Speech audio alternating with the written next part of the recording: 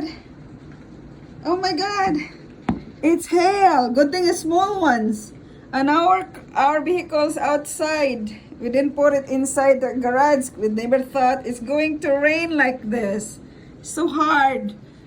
So thinking even to water my plants a while ago.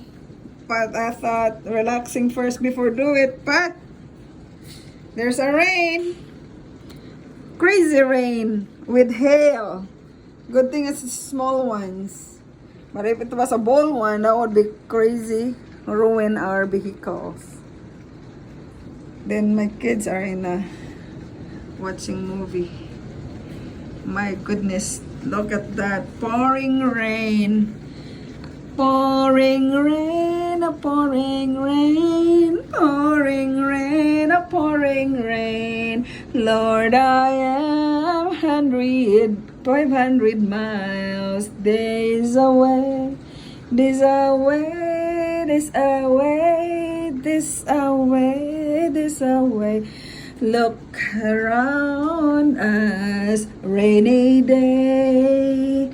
It's rainy day, a lot of rains this summer 2022. Lots of rain, lots of rain, lots of rain.